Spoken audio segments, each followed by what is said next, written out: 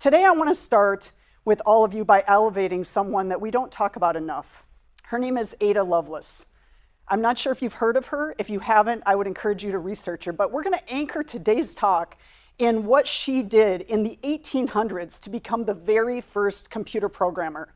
Not the very first woman computer programmer, but the very first programmer. She was so curious about math, and she described herself at the time as an analyst and a metaphysician, which we could actually describe ourselves that way today, many, many years later. Her journey started in 1815 in London.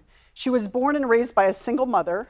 Her mother actually separated from her father when Ada was only 2 months old. I'm just going to pause for a moment because that's not really something that is looked upon fondly today. It certainly wasn't looked upon fondly in 1815. Ada was introduced and further found her passion for mathematics actually by the first professor of mathematics at the University of London.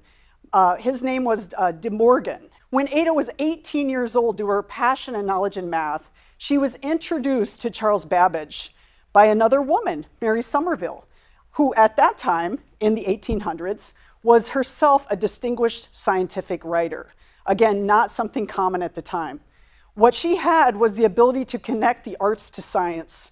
And what Ada did is she started looking at some of the things that were being talked about and looking at math equations. She realized that it wasn't really just about calculations or equations, but it was actually the possibility was there for algorithms, something that wasn't even discussed at the time, a set of instructions.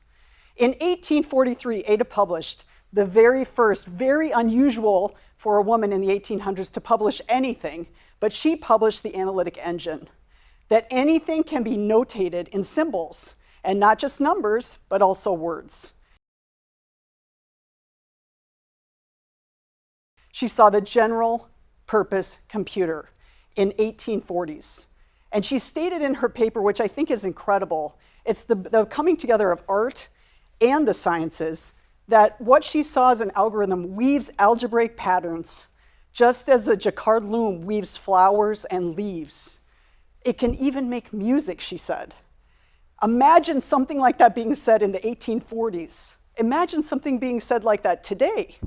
What exactly was in play to make her successful, especially in the time that she was born?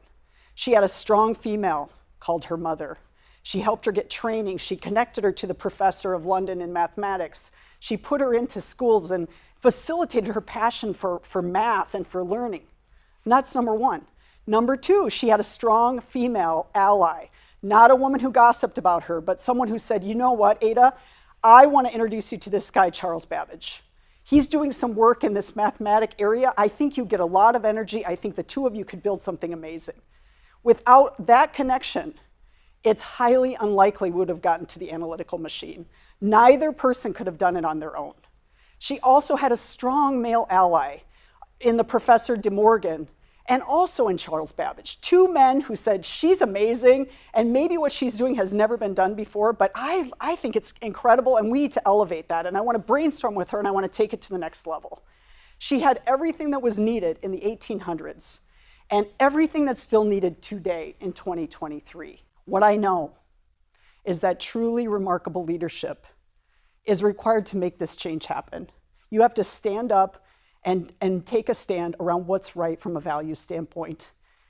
If they stand up and elevate the Adas, all of you, all around us, we truly will achieve global reinvention, positive movement forward as a world, in a time and a space when it's never been more scary to be here. As was said by one of the greats, never doubt what a small group of passionate people can accomplish. Indeed, it is the only thing that has truly ever changed the world. They did it for Ada. Let's do it for each other.